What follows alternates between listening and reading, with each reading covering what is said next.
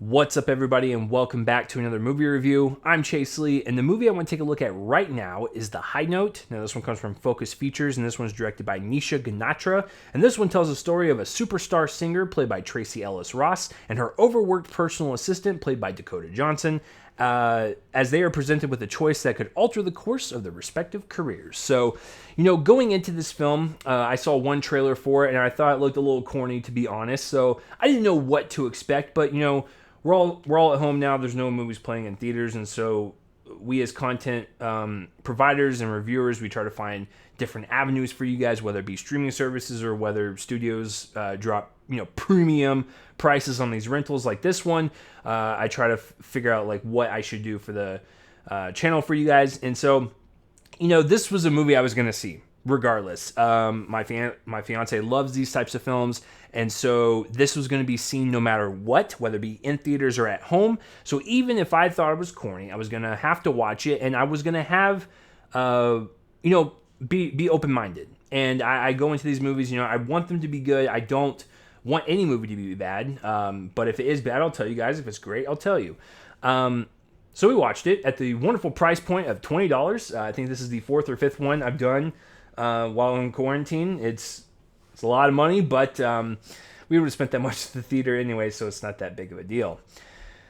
And you know what? After the 2 hours, when this movie's, because 2 hours does seem long, after the 2 hours, I ended up liking it. And I think with all the awful stuff going on in this world, this is a great 2-hour escape that could take your mind off of it and feel a little warm inside, feel a little happy on the inside, even if it's just for a brief moment. So, so overall, I do like the movie, but I would like to point out some of the things that has to do with the characters and the story, because there's a lot going on there. I just really wish in some pockets of the story, they could have explored it a little bit more.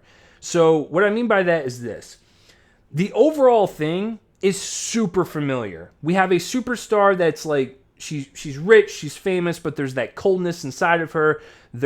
She's bitter towards people, and she just feels lonely in her life. She's missing like that relationship and that warmth for another person, because everyone around her just works for her, but she doesn't have like that person that she could talk to at the end of the day, just kind of like a one-on-one, because she just has assistants and costume designers and all that stuff. She doesn't have like a true friendship with anyone in this movie. Well, you'll find out towards the end of the movie, but you can definitely tell something is missing. With Dakota Johnson, she's an assistant. She wants to do more with her career, so she tries to push herself as a music producer, and she finds, a new artist that she meets at a grocery store, played by Kelvin Harrison Jr., so she tries to go down that path. She wants to better herself, and so once again, it's stuff we've seen, and it's themes that are very, very, very familiar. Like, this film doesn't really pull anything like a wild card at you and just like, oh, check this out, we're going to spin it in this direction. It's pretty straightforward. There is a small twist at the end that kind of caught me off guard, not in a bad way, but I was kind of taken back. I was like, oh, that's interesting. And then when I started thinking about it, I was like, that makes sense, given the fact that that person lives there. Makes sense now. But so little twist at the end, familiar story, but I still thought the execution overall, it had like this warm kind of aura around it, and I really just found myself enjoyed, and I was in this world, and I didn't want to leave it. And it's it was characters I wouldn't mind following for several hours, and I wish they could have explored a little bit more. But for what we got, it wasn't bad. So some of the things I wish they would kind of work on with the story. Obviously, you can't go back and redo it, but like if there was something to kind of broaden a little further out and kind of be a little bit more than one-dimensional, is this. There is one pivotal scene in a bathroom where Grace, the singer, she's telling her assistant that it is really hard for her as a woman of color and a woman of her age to break through and stay relevant in this point in her life. And that's powerful. That's powerful stuff, because there's some truth there. And that scene is really important to the story. I just wish that theme would have been a little bit more potent as a backbone to the entire movie, rather than just one important scene and kind of just move off from there. You know what I'm saying? So I wish that was a little bit more explored, because that is a really important theme that you could have played with this movie. Another theme is family and family relationships and everything and all that, and I wish they could have explored that a little bit more too, especially given the end situation of this movie. And some of the relationships could have been fleshed out a little bit more. I'll be honest. But like I said, for what we got, even if it's familiar, I still thought it was executed well. But I wish some of the themes and the relationships could have been explored a bit more, so we can get inside of these characters' headspaces a little bit more intimately. I think this would have been a really great story if they kind of did that, and you could have made more the drama more of the forefront. So the performances are good. Dakota Johnson, I think she is definitely broken from the 50 Shades of Grey curse for sure. She's definitely taken the path of Robert Pattinson and Kristen Stewart to where no one can really make fun of them anymore for the franchises that they were in, because they are establishing themselves as great talent and great performers beyond those. And Dakota Johnson has done that. She has chosen great projects post that, and she's really kind of just making it her own. And I really appreciate that, and just watching her in every single thing, kind of just growing and growing upon the performances in the past and just getting better. And so she's really great to follow here. I like her as a lead. Tracee Ellis Ross is great. She is the type of actress that can, make people stop in a room and people can focus on her. And that's important because you want her to feel like this superstar. You want her to feel like this bigger than life character. And when she gets down to some of the more emotional stuff that's kind of like weighing on her and how lonely she does feel, she can turn at the flip of a hat and, provide that context for her character and do it with ease. And so she was once again casted very well in this movie as this superstar. A lot of layers to her that she definitely brought to the performance. Ice Cube is Ice Cube. I never doubt the man when he can do drama and comedy.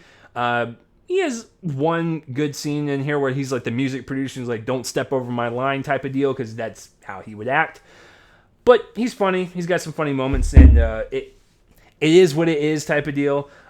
Kelvin Harrison Jr. He's good, but it's not like a performance where I'm like, oh wow, that's one of the greats, because especially given last year when he had like these amazing turnaround performances for people that have never even heard of him or seen him, just like me. It's not like one of his best, but he does have like this, coolness to him. He has like this artist, swagger to him that was really kind of warm and inviting. Especially when he was like, creating music and stuff, you could definitely believe that he would do that. And speaking of the music, I think it was all original music done by Kelvin Harrison Jr. and Tracee Ellis Ross, which makes the film a little bit more authentic, because these are fake singers in this fake, LA universe. And so having them actually have their own original songs done by the actors and actresses that are in it portraying these people, that's really cool. It just adds to the authenticity, and all of the music is pretty catchy. So I will give it that. The High Note has some catchy tunes. It's a competently shot movie. Makes LA look like LA. And the 2-hour runtime, I know it's going to scare a lot of people away, but I do think it's a brisk little watch, even though the 2 hours does seem like it's pushing the boundaries just a little bit for your attention. I don't think it's that big of a deal. I had a fun time watching it. So in the end, when everything kind of wraps up with the story and the characters, I was a little bummed out because I wanted to see more, and I wanted to see them kind of, go on from these events and just go about their lives and see like what happens next. And that's the disappointing thing about the movie. But I think overall it was a pleasant journey to watch, especially with all the crazy things that are happening in the world right now. I think this is something that could take your mind off of it. And, I'm glad I watched it. I had a good time with it, and I wanted to download the soundtrack as soon as it was over. So take that for what you will. So that will do it for this review, guys. I'm Chase Lee. Please comment down below what you thought of The High Note, whether you loved it, hated it, really loved it, really hated it. Even if I don't reply back to the comments, I read them all. If you're more of a podcast person, you can get these in audio form on the Reel Me In: the movie podcast feed. They're all there. I record these both at the same time, so you can get video or audio, whatever your preference may be. and subscribe to that as well. If you want more podcast content in your life, I suggest you to do that. So yeah, that will do it for this review, guys. I'm Chase Lee, and tune in next time for whatever I review next. Stay safe out there. Stay healthy.